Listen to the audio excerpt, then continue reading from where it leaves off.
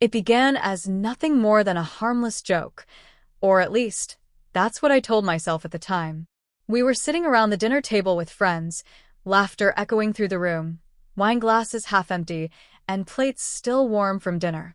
I had no idea that one careless sentence would change the way I saw my husband forever. James and I had been married for 9 years.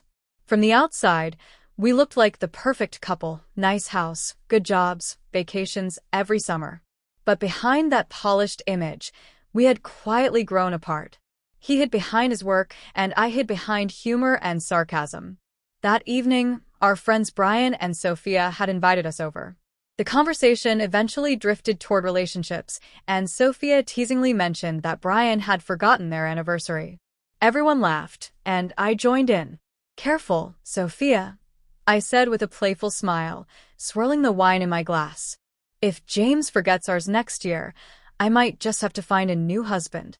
Laughter filled the room, but when I looked at James, his face was still. No smile, no laughter, just a quiet, cold stare. The room's energy shifted. The laughter slowly faded as he set his fork down and leaned back. "You should," he said evenly. "Maybe then you'd realize it's not the husband that's the problem." The silence that followed was suffocating. My heart pounded in my chest as everyone looked away, pretending to busy themselves with their plates. "What's that supposed to mean?"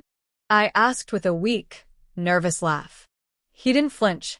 "It means you've spent years blaming me for everything wrong in your life. A new husband won't fix what's actually broken."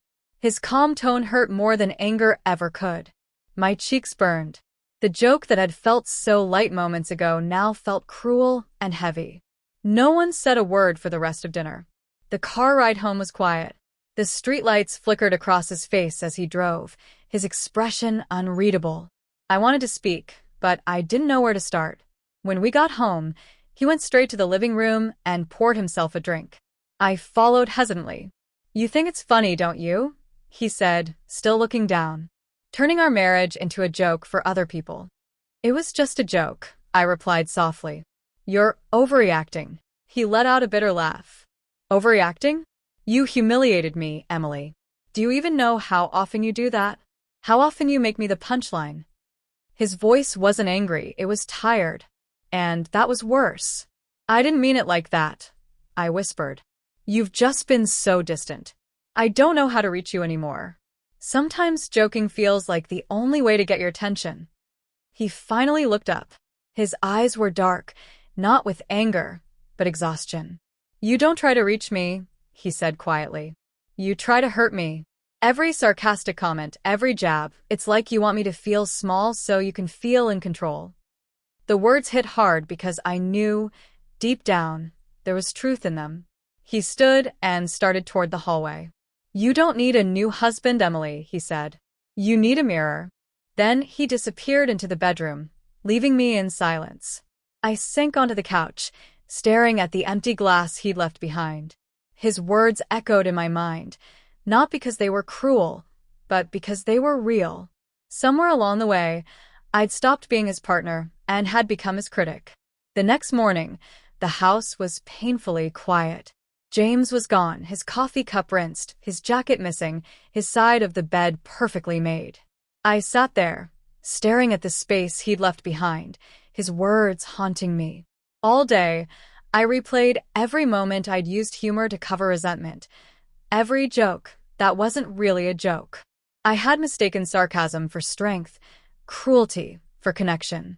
Maybe I mocked him because I didn't want him to see how deeply I cared, or how much it hurt to feel him slipping away. That evening, I texted him, "Can we talk tonight?" No reply. Hours later, he finally came home. I tried to sound calm. "Dinner's in the fridge," I said quietly. "I made your favorite." "Thanks," he muttered, not meeting my eyes. I took a breath. "James, I'm sorry. For what I said. For all the times I made you feel small when I should have made you feel loved." He paused, his back to me. "It's not just about last night," he said. "It's about all the nights before it. You used to lift me up, Emily. Now it feels like you only look for ways to pull me down." Tears stung my eyes. I know. I hate that I became that person.